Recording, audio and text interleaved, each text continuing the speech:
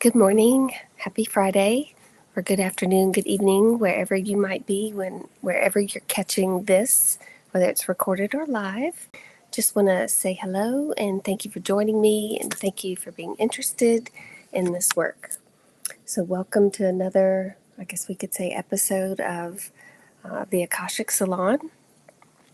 I like to consider this channel to be a place where all of us curious minded seekers get together and see what the records have to offer. I like considering this channel as being a place where we have really thoughtful conversations, and hopefully we all leave inspired and uplifted.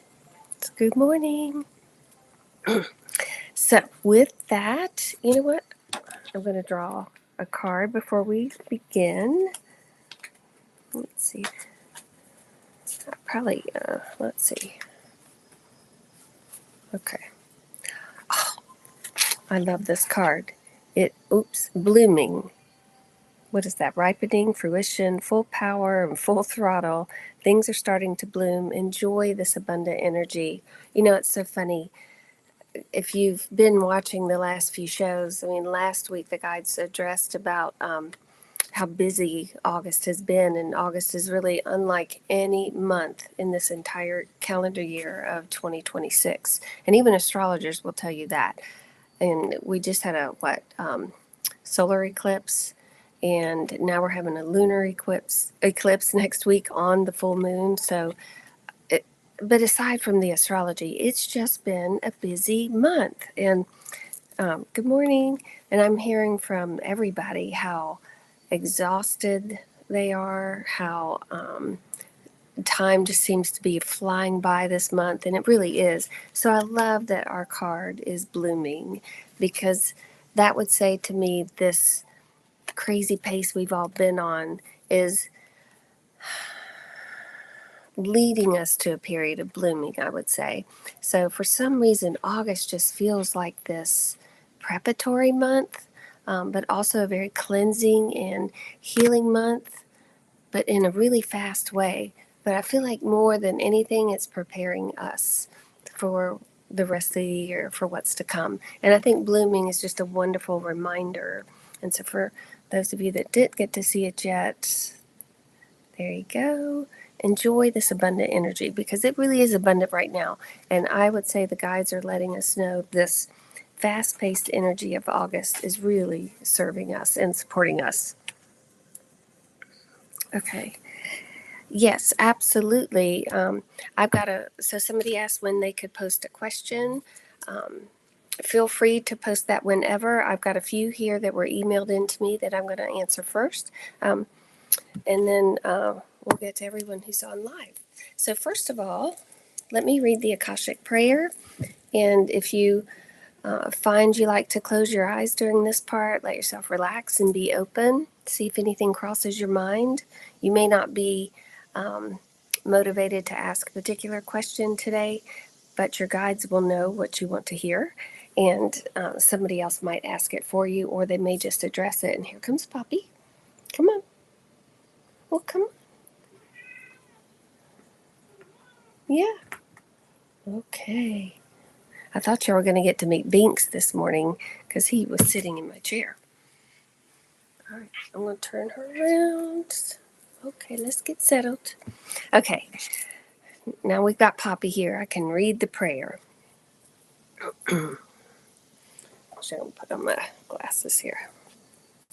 Okay. I ask God if He will have His shield of love and truth around you permanently, so only God's love and truth will exist between you and me. I allow the masters, teachers, and loved ones of you to channel through me out of whatever realm to say whatever they wish. I ask the permission of the Lords of the Akashic Records, so I'm able to look into the records of you and remove whatever information I'm allowed. Okay. All right, and speaking of questions, I always say to when you send in your questions or, here live, to make your questions as specific as possible without, compromising things you want to keep private, obviously.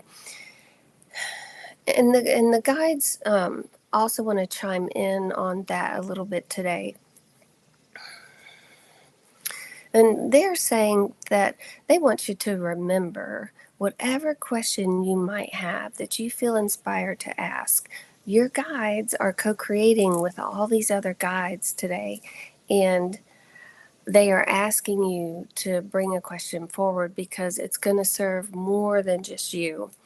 And so the guides want to remind you there are a lot of people having a lot of different experiences out here. And sometimes your question, even though it's not necessarily related, will bring them an answer that they needed to hear, that will help them also. And so if you're ever hesitant in asking a question, just keep that in mind. That's really your guides kind of encouraging you and nudging you to please ask that question. And because they are working with other guides, it's like when we help ourselves, we help everyone kind of concept. Let me see what else they want to say on that. Yeah, and so they also want to remind you when you do send in questions for, a venue like this, it does not necessarily have to be a global question or a deeply spiritual question. It could be anything you want to know. And that's the beauty of this work. Even the simplest questions can bring really profound guidance that benefits all of us. And if you have those global questions, they're lovely too. So there's really no limit to what you can ask. All right, and I will say, if you have been watching the last 2 or 3 shows, I've talked about, I think I talked about Scooby-Doo twice, and the penguins and pandas too. So I'm going to read you a couple little comments I've gotten. Let's see here.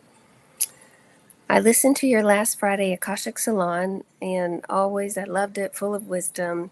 It was a lot about signs, and I just said out loud, smiling. I was alone in the house. Well, guides, I want some signs that I am on the right track. And then she says, my husband came back home from work travel, and in the middle of the conversation said to me, I will forever bring you rocks. And I looked at him with a puzzled look, and he added, like penguins bring their partners rocks to show them love. And she said, not only that, she was really surprised he said the word penguins. And then the following morning, for no apparent reason, her daughter started singing Scooby-Doo. You know that Scooby-Dooby-Doo? She said, I watched Scooby-Doo the last time, it was probably 30 years ago. I have never watched it with my kids. So isn't that crazy that her daughter is singing that and they haven't even watched it together? And I'm telling you, both of those topics have come up in the last two or three Akashic salons, and that her guides were just answering her right there. I just loved that. I had to share. And then I have a couple more though. I got a message from someone, and she said, I am watching a Netflix movie called Ordinary Angels, and I just went for a bathroom break, and a butterfly tapped on the window beside me. I go back and turn the movie back on, and they see butterflies.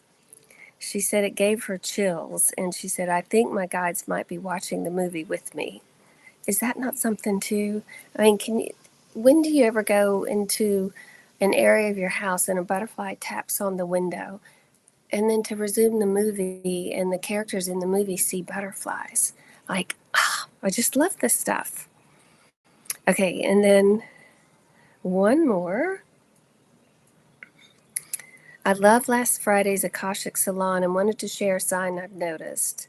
I've recently had some trainings around a new issue that's been coming up for clients. which has led me down a rabbit hole of new topics, and I even signed up to go to a conference for the first time since way before COVID. This has left me feeling inspired, so I decided to get working on my private practice and drew some tarot cards about it. One of the cards was, and I cannot pronounce this, I think grimoire, and it said to start writing, which I interpreted as to start writing this stuff for the website, which you also had suggested when we had our call. So the next day I start working with AI and spent about an hour off and on while having breakfast and tea in the morning. And while I was working on it, a notification popped up for a YouTube video with Grimoire in the title. And I felt so loved and supported in that moment, like Spirit was giving me a high five and saying, hey, I see you're doing it. Isn't that crazy? I just love this stuff, you guys. So I hope y'all are having wonderful experiences like that too. Okay, I'm going to jump into our YouTube questions. All right, first one. I just returned from a family vacation last night. It was the best time we've had together in a while. All of us experienced acts of nature before, during, and after the trip. I feel like these are signs and we're not getting it. So last Saturday morning, when I was getting ready to leave for the airport, I realized a giant tree limb fell on my husband's work van. There was minor damage and a cleanup needed, but no big deal. It didn't interfere with me getting to the airport. As we pulled out of the driveway, we saw a squirrel run out from under my car. I just had my fuel line repaired after being chewed by a squirrel, so my husband got out to check. He could smell gasoline and opened the hood to find gas leaking from a freshly chewed line. Goodness. All right, hang on. Yesterday, when we returned from vacation and took my mom to her apartment, we found that it had flooded with 1 inch of water throughout. The water heater broke in the short-term rental unit. Management maintenance came quickly. She was able to stay with my sister until repairs are finished. And then when my brother got home to Boise, he found a giant tree limb fell on his van as well. No damage, thankfully. So in all of these cases, they've all been hit by some kind of act of nature, but all being taken care of. She said, are our ancestors, my dad, or our guides trying to give us a message? Ooh, that's a lot, isn't it? All right, let's see here.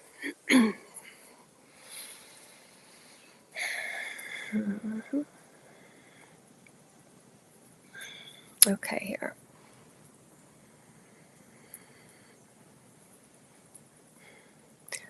Give me 1 second. This, because this considers all of you, your whole family.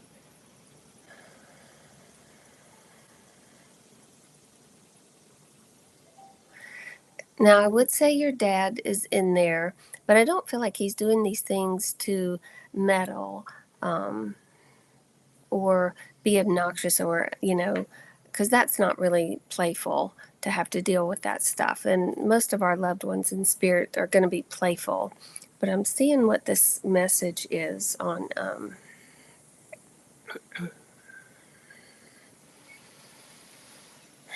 It's funny, nothing really halted the journey, but in all the cases, it did give you cause for pause. Like you had to stop and really look at what's going on. And I would say take other measures. So let me see here.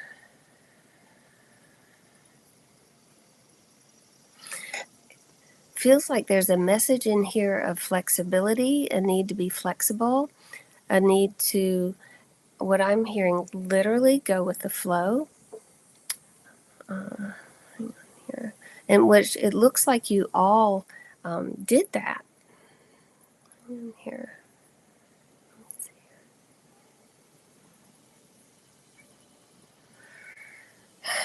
But one thing that I'm hearing, now this is interesting, so, and I'm going to see if it's from your guides, like your family guides, all of your guides co-creating, or is it your dad some way?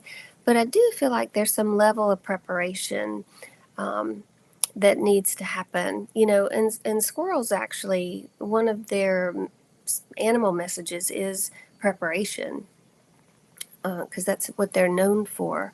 And it feels like all of you are being asked to prepare. Let me see for what here. I feel like change to come, but change always happens. So I'm seeing if I can nail down what this change is. Hang on here.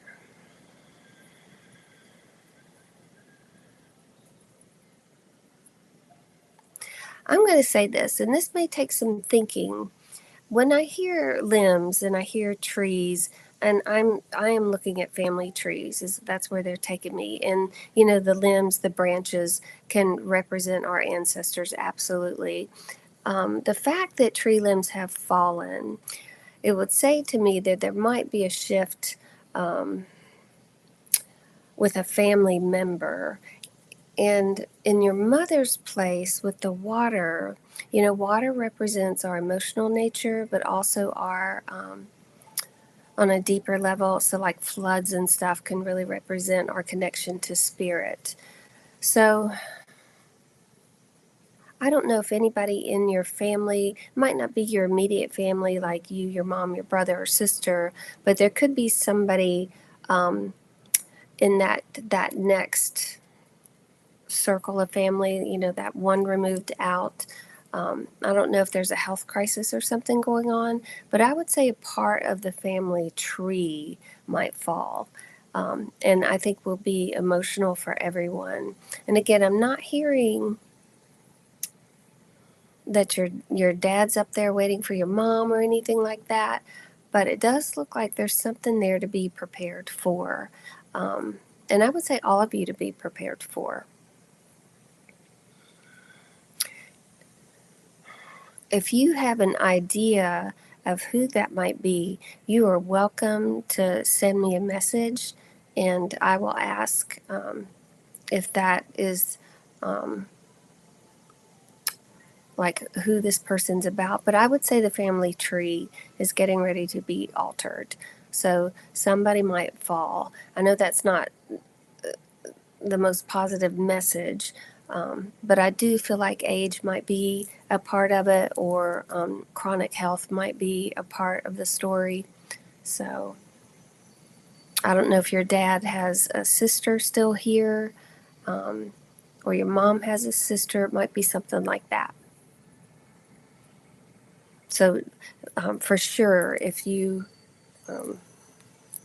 think you might know who that would be, let me know. That's just it. I think it's really, I have to say, I have not seen the guides do that before, where they send a similar message to members of the family like that in very different places. So that really is intriguing. And I would say, I think it's really lovely in the sense that it attests to how connected your family is. Wow. Okay. All right, let me see. Okay, hang on here. All right, this one. Ooh, I might have to come back to this one. This one is a long one. Okay, I want to save that one. I don't read these before or always read this before I come to the show. So that one, let me see if. All right, I'm going to go to this one. Okay, when I had an in-person session with you early in 2020, well, she said 2026, but this, I'm not sure. Oh, yeah, it might have been. Well, you mentioned concern for my health if I stayed at my job. At the time, I didn't understand. However, end of July, I experienced heart failure, and it was and is still very scary. I was in the hospital and discovered that my heart has weakened, and it's dramatically affected my activity, lifestyle, teaching my dance classes, and regular yoga practice. This is called sadness, depression, and frustration due to my diminished activity and fear of being handicapped long term. How can I work with my guides to deal with this and find encouragement that I will improve and be as strong as I was? With an internal injury, it's so hard to know what my body will tolerate. Also, Is a weak heart symbolic for what I'm experiencing with my profession or my life in general? I feel like it's symbolic as I feel inspired to create some art about my heart. Wow, that's a lot, and I am sorry that happened. Yet on the positive side, I remember seeing that for you. I remember having that conversation, and I did not get that anything, was fatal from this. Is it going to be life altering? Yes. And, was that a moment in time that your guides were inviting you to really consider leaving that job, so that you could avoid a health crisis? You know, um, since you didn't leave the job and health crisis occurred, that's the guide's way of saying, okay, we're resorting to the next measure to get you to make some changes in your life. And that's really what this is about. And so the heart is really, I mean, just think about what the heart represents and what we use the heart symbol for, love, love. And how are you, you know, in love with your life? I would say that's the bigger question. So, can you get back to dancing? Can you get back to yoga? I would say yes, but I think it's going to take a different turn, a different flavor.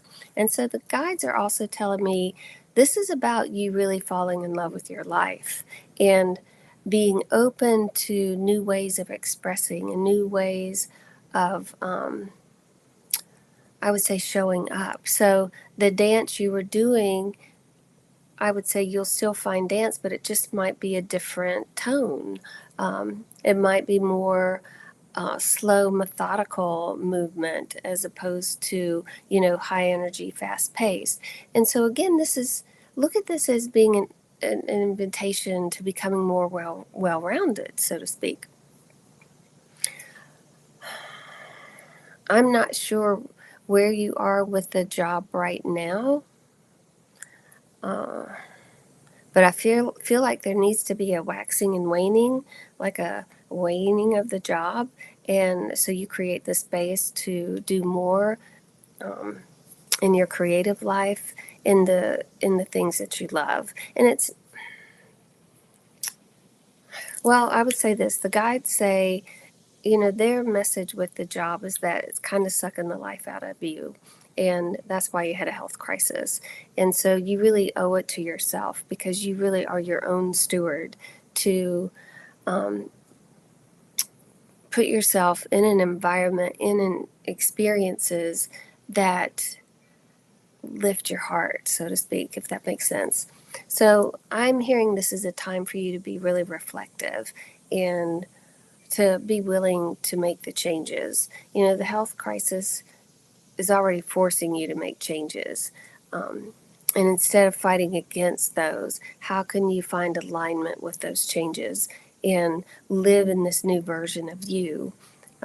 But I would say it's still moving away from the job and moving more to things you love.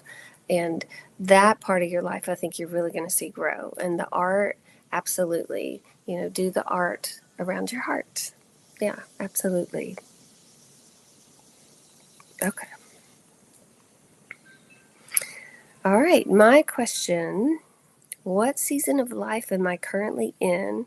How long is it meant to last? And how can I best move through it in an aligned way, supporting my highest and best self? Oh, what an insightful question. Okay. So the guides are telling me, well, I've already put the card up. The first word I hear is blossoming. And they said you could better call this a season of becoming.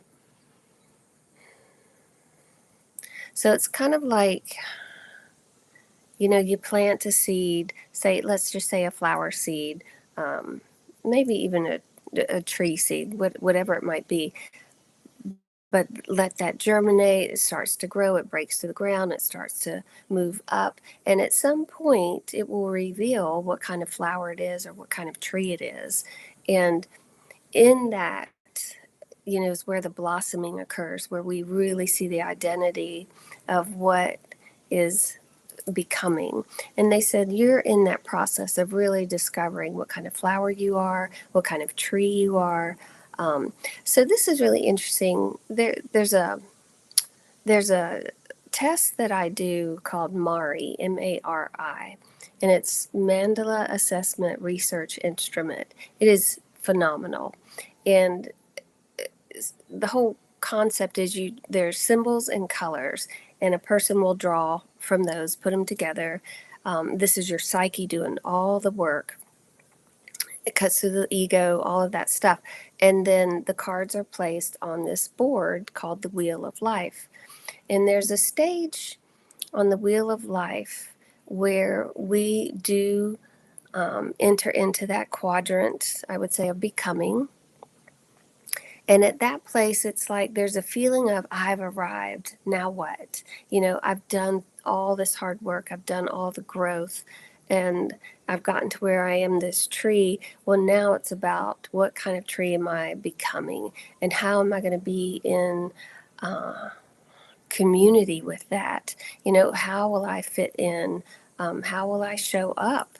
And it's really about your identity, your sense of self, how you see yourself in the world, how you see yourself moving in the world. So all of these things are going to be in this part of your life. So the guides are saying they would take time through this, and they would give yourself a good 9 years roughly, to where you hit that next decade. So that's a lot of time to really figure out your identity and see what fits and see what doesn't. But really becoming, I would say, whole within yourself and willing to be seen for all of that. Did I answer all that? Okay. So the best way to move forward with it or through it is the guides would say let go of any judgments, be open, be flexible, kind of see where the path opens up for you. Like, where are the green lights? Where are things really easy? Where are those roadblocks? And just adjust as you move along and experience those things. And they said to pay attention to your heart. Even following on that last question, how does your heart feel as you move through these things? Sometimes things are scary, and that could just be our nervousness. But just pay attention to how your heart responds. So hopefully that's helpful. I love that answer. Okay, here we go. I am going to Sedona with my girlfriend on September 3rd for 3 days. Where and when should we go to experience the highest and best energy vortex while we're there? Oh, I love that question too. Makes me want to go to Sedona again. Okay, let's see here what the guides say.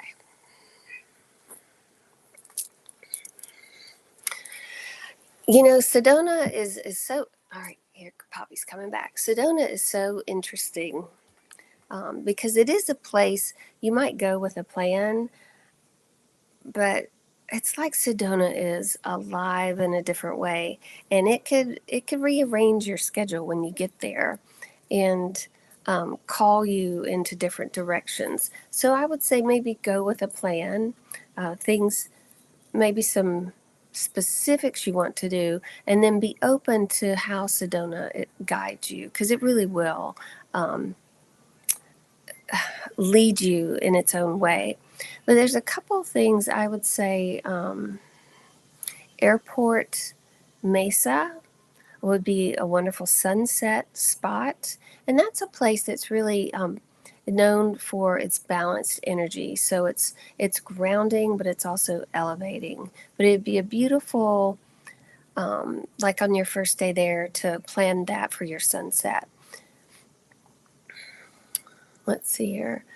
The next morning looks like if you could get up early enough and go to Cathedral Rock for sunrise or dawn, and consider Cathedral Rock your primary spiritual experience, where you are going to be in the energy of a vortex that makes it easy for you to connect with your higher self. So that would be, I would say, if you did nothing but this one, Cathedral Rock would be it. And Dawn would be amazing. So look at that. And then during the day, sometime later that same day, you could visit Crescent Moon, or I think it's called Red Rock. But there's like a little creek there, and you can see Cathedral Rock in the distance. And this might be where you really have more of a gentle, just kind of watery, intuitive experience. And then if you can do Bell Rock at dawn the next day, that one, let me see, look at that. Bell Rock can leave you really, I would say, uplifted and energized. And that would be a great high to ride for the day. And then for the rest of it, like I said, see what Sedona wants to show you. And you're going to find that you meet people that will make these suggestions, that's just going to ring true for you in some way. That might make you change your plans. So just be open to that, because there's so much to do there. So many places to go. But I would say consider those, Cathedral Rock top. And then, there's always that little bookstore in town that has readers on the second floor. And it's fun to go in there and just even get a short reading from somebody. And trust again who you're drawn to or who's available. And just see what happens there too. Really makes me want to go back to Sedona. So I think I'll talk to my husband about that. Okay, let me see here. One more. All right, should I hire the trainer at the gym named John or look into hiring someone else? I'm picking up a vibe from him and don't know what it means. It's an uneasy feeling, like I'm on guard around him. He has never given me reason to feel that way. Okay.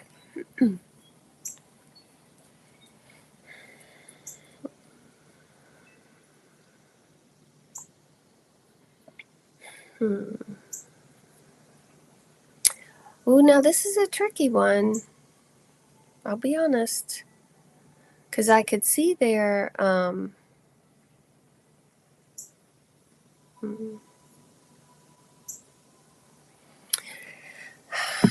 normally I would say go with your gut feeling or what you're sensing. However, I am hearing that there's a little bit of fear here, and he might, what's the word I want? Like,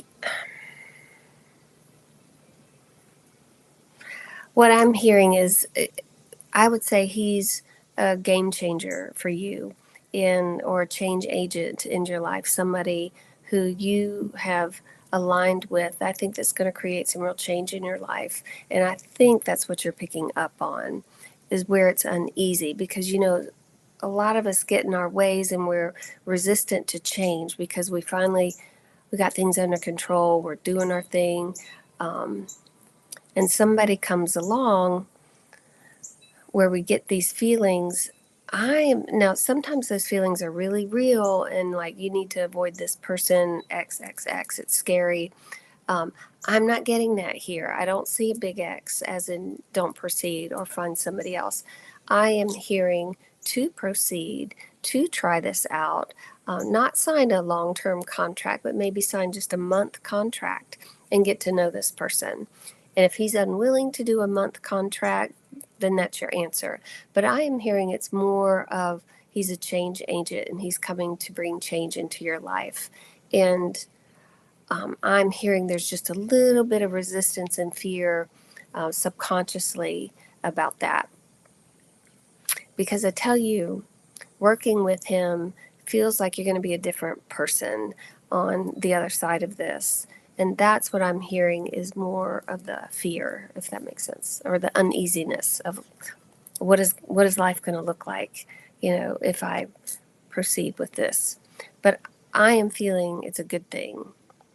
And like I said, just do a month contract so you feel comfortable, get to know him a little bit better, and see how he teaches, see how he guides, see how consistent he is, how uplifting and motivating he is, how honest he is, and how professional.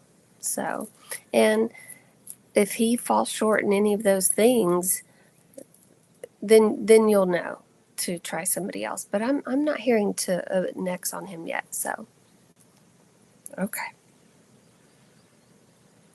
all right. All right, so let's see here. I can put my glasses on for you guys. Good morning, good morning. My query is, should I continue past Christmas as the pianist for this local agency? I've been playing for the 12 plus months. Their politics and mismanagement have become a real issue. Yeah, I would say that you're also being invited to consider a new path. Um, the fact that politics and mismanagement are starting to affect you, you're feeling, what's going on there. It takes a little more of the joy out from you for you. I would say yes, it's time to move on from that location. But there looks like something else is eventually going to open up. So you might get. Hmm, I was going to say you might get a little break in between venues, but then again, you might not. But I feel like there's something new, a new venue or avenue or way for you to play the piano, continue doing that. It'll just be in a different setting, and it feels more supportive. And your guides are giving me the word joyful. Okay. My husband and I are in our 70s and we have an extremely uncomfortable relationship, but we must live in the same small condo because of finances. What do my guides have to say? Okay. Hmm.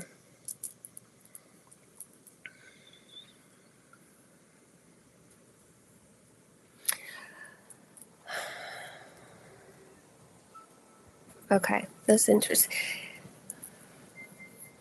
So the guides want to tell you that your superpower lies within. And a lot of us think our happiness is dictated by what's going on in our life, where we are, who we're with, what we're doing, just how we're living. And we attach our happiness to circumstances and environments. However, happiness really is a state of being. It's a state of mind. It's all contained within. So what happens right now? You are reacting to a situation, an environment that you're in that is uncomfortable, and you're basically trying to survive. And how am I going to get through this day? How am I going to survive this day? And just waiting for something to happen, waiting for something to change. And so what your guides are saying is they would ask you to start meditating. And now happens this week, I have not looked at this, but a friend shared with me, let me pull it up here. It's called Waking Up with Sam Harris. Yeah, dynamic.wakingup.com. They've got a 30-day free trial. And now my friend is 80 and she's been doing it. She did the free 30 days and she's been doing it this whole year, and it's made a tremendous difference. And while it hasn't changed a whole lot on the outside of her life, the way she's responding to her life is very, very different. And what I'm hearing for you too, that you have this superpower within to access that happiness within. And what ends up happening is this slow change of you finding happiness within, and it begins to change your outside world. Have you ever heard that phrase? Your outer world reflects your inner world. And so when you are in survival mode, your life experience becomes things to survive, things to just get through, things to navigate.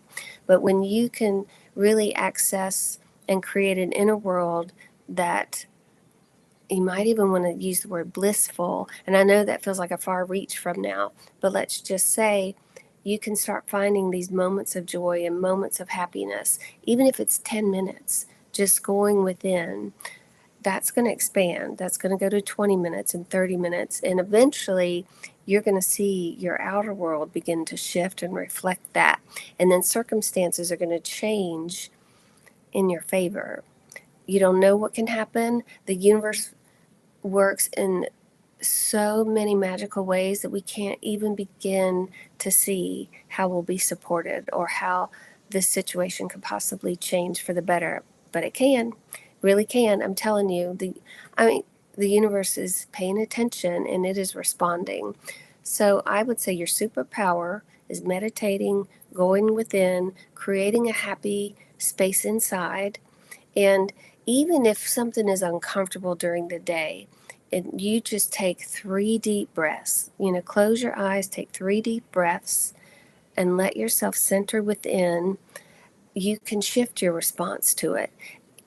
So really, right now, survival, you want to move to that place where you're just neutral and you're not having a reaction, because those reactions are coming from your ego, and your power is all yours, all inside, your inner compass. And it may be asking you to get out and go for a walk. It may be asking you to spend more time with friends. It may be, picking up a hobby.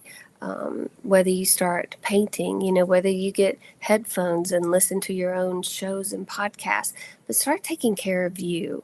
You might be dependent on this situation, because of finances. Yet your guides have, orchestrated that too. And part of it is because they want you to find that superpower. They want you to find that you are immune to the negative effects of your relationship, if that makes sense, and that you have power over that. And eventually, you're going to see the effects of that in your life experience, because that's going to change. It really will change. And the last thing, keep in mind, what we focus on expands. And so when we focus on, finances are not supporting me, or maybe I'm stuck in this relationship, or I'm stuck in this place, we continue to be stuck and we continue to feel unsupported. And even though that's the reality, I get that. That is your reality. Start to see where you can be grateful, like maybe your health or your eyesight or your ability to walk or the friends you have in your life, or people that you share time with that bring joy out of you, if that makes sense. Start looking for more of those things. And it's not ignoring the reality of the situation, it's just shifting your focus. So when you start shifting your focus to things that you enjoy, even if it's for 10-15 minutes, that's that meditation too, those things are going to expand and you will find your life changes. Now, if you commit to this, it can change rapidly. This doesn't have to be a year-long thing. It doesn't have to be 3, 6 months, or 3 years at all. It can change rapidly. That is the superpower.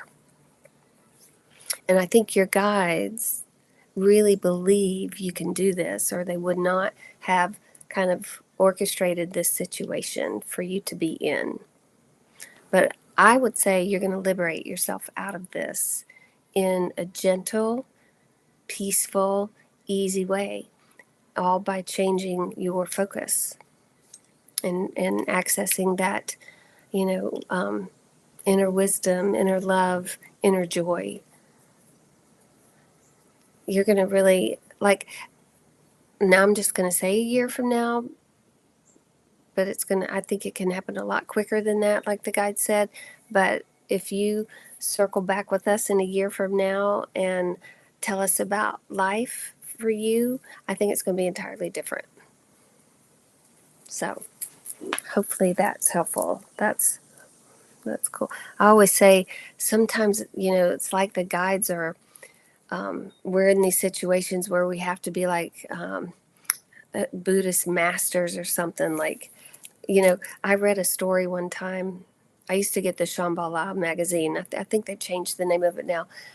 And so a lot of the Buddhists, they would write articles. And this one wrote an article and said true mastery is when you can walk down the beach and see trash on the beach and smile and recognize that this is a reflection of people having a good time. And I was like, oh, that's so hard. Trash on the beach just drives me nuts. And, but that was my ego and reactive and judgmental, place to be. And he was right. True mastery is being able to see something like that and focus on the good it could mean. And so think about that too. It's really powerful ask, but only your guides would do that knowing you are that powerful. Okay. All right. A year ago, I asked you about a feral cat that was hanging out around my home. We have now bonded. I call her Kiki. Just want to know if she is happy and living her best life. Okay.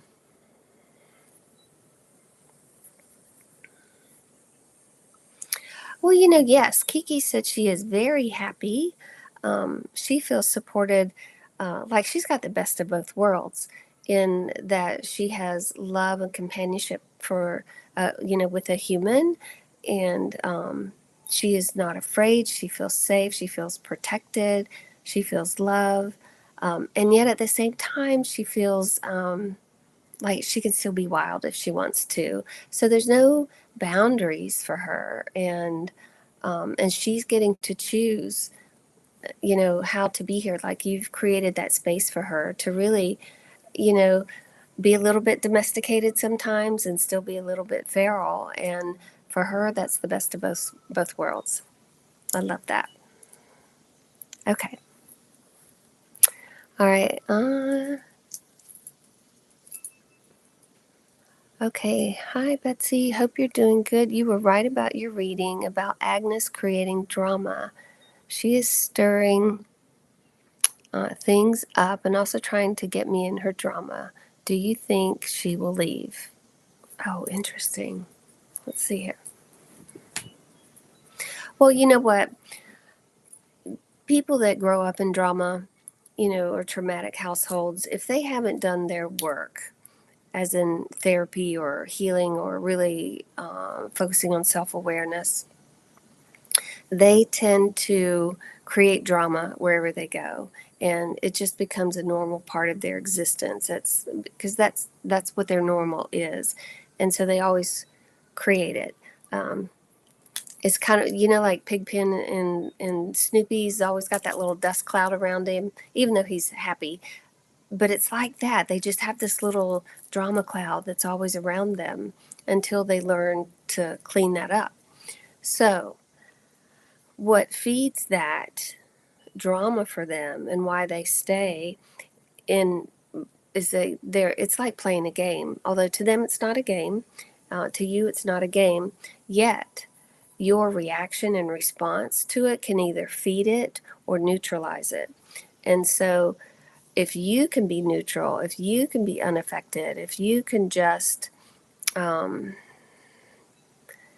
respond from a wise, healthy, loving adult self, you're really taking care of you. You're not feeding into the drama. And you may even choose not to respond. But I would say if you respond from your ego, if you react in anger or defense or feel like you have to prove a point, you're going to feed the drama. But if you're just like, okay, okay, that's what you think, that's fine, or just talk about something else, the more you neutralize her ability to stir things up by not responding to it, she'll eventually move on because they like to play and they're going to find people to play with. And if you don't play with them, they'll just go find somebody else.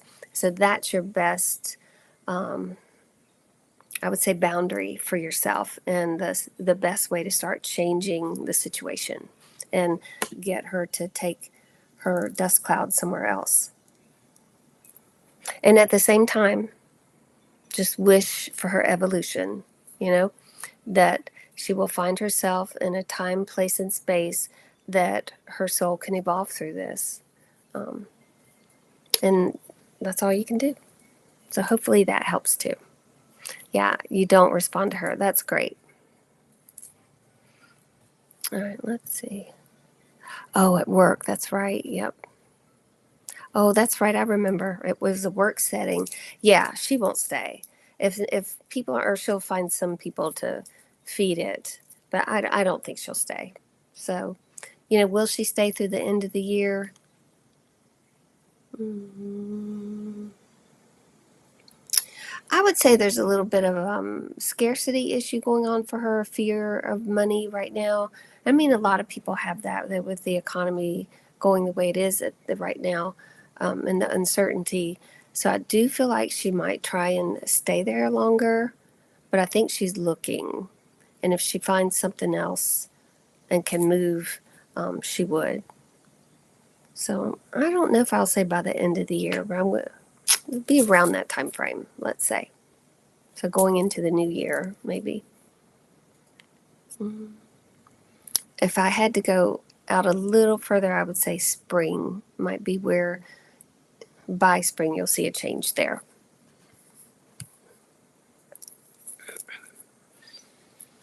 Okay, here. All right, well, let me see here. I'm going to draw another card for us. So we got blooming in the beginning. Let's see here. So we've got what? Roughly about a week left in August. We've got that lunar eclipse next week on the full moon. It's in Pisces. Let's see. Oh, funny. All right, so our card for the next week.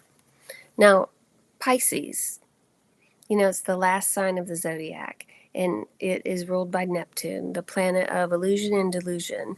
So Pisces is kind of this watery realm. It governs our dreams, our visions. It's a highly intuitive sign. So this is just so funny. Our card for the next week is called Truth and Trust. Drop the illusions. Seek your inner truth, speak your inner truth, be your inner truth, and trust that the universe is always guiding, protecting, and providing. Now, isn't that really what they're saying today? That they really are listening, they really are guiding, to trust in that process and go with that flow. Yeah. All right, and then one other thing, y'all know I work with most benevolent outcome requests and benevolent prayers. And the most benevolent outcome requests are prayers you say for yourself. It's the art of partnering with a higher intelligence. You could say angels. You could say your guides, but your guides are a little different. Spirit guides are different. But they're prayers you say when you want to manifest something in your life. Now, benevolent prayers are things you say when you want to wish something for someone else. So like your coworker, Agnes, you could say, a benevolent prayer would go like this. I ask all angels and divine beings to encourage, support, and assist Agnes in evolving into the next highest and best version of herself. Thank you. And leave it at that. And if that is meant to be for her higher and best, her guides, will do their thing. But that's all you can do as far as like wishing that for her. Now, the only reason I'm saying this is because the guides want to acknowledge, we're having some really severe weather patterns in the U.S., and we're seeing a lot of earthquakes going on in different countries. Think places just not expected to see them. And the guides would like for us to say a benevolent prayer, and that would go like, I ask all angels and divine beings to surround, support, and assist all those affected by natural disasters, and that they feel supported, loved, and provided for in all ways, sooner than they can hope for. thank you. So the guides do want to acknowledge that going on for people, and that you have power to put that prayer out into the universe for them, and that would be helpful. Okay. So just a little on that too. The book that I have coming out is a collection of those prayers, and it's got hundreds in there, but you can look up any words you want to look up, that you might be dealing with or you see somebody dealing with, and it'll have prayers in there you could say for yourself or for another person on, just a ton of topics. So things like anxiety or abundance. I go through the whole alphabet A to Z, and divorce is in there, or career, happiness, relationships, of course. Everything's in there. So I'm really excited for that to come out, because I have found that work to be so helpful, and I'm eager to share more of that, because it really can change your life and put you in that power position where you feel like you really are partnering with that higher intelligence, and making wonderful changes in your life, and wishing, wonderful stuff for others. So, okay, here, let me see here. Do the guides think I should leave the nonprofit I volunteer for? Okay. Mm-hmm. Let's see here. I'm hearing yes. The fact that you had that question, I'm hearing yes. And remember, when we leave something, we create space for something else to enter in. And the universe abhors a vacuum. It will always fill an empty space. All right. And then the deck that I pulled from, I love this deck. It's my favorite deck. It's Sacred Soul Searching Oracle deck. And you might find it under Sacred Wild Oracle. And it's great. It's a beautiful deck to use. So I just said, let's have one more card for the weekend. And it says, you are the crystal. You're a crystalline being. You radiate out energy. What are you sending out into the world? Do you need to change your thoughts? See, goes back to you have the power. You really do.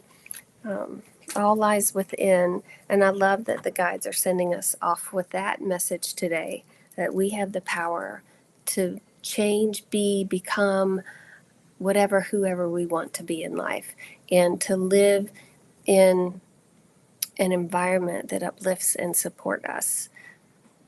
So, all right, last two things, you guys. I'm teaching 2 workshops in September. One's going to be on the perfect partner list, and this is really going to be a different kind of exercise, but with this workshop, you will leave with a game plan. I'll tell you that. And then the other one I'm going to do is really explain and explore the victim triangle. And that is the aspect of the rescuer, the victim, and the persecutor, and how all 3 aspects exist at the same time. You can't be one without the other, but how they really show up in your life, or how you see them in other people. So kind of getting the warning signs if you're in that triangle, and how to get out of that triangle, because that too is a pattern that you just get stuck in.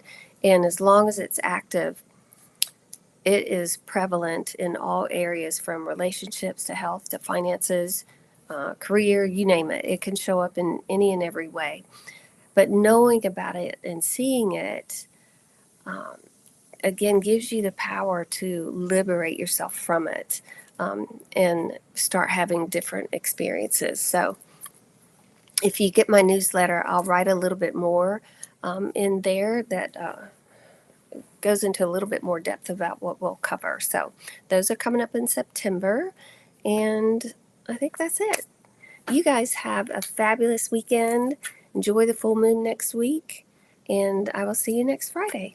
That's the 28th, last Friday of the month. Okay. All right, you guys. Take care.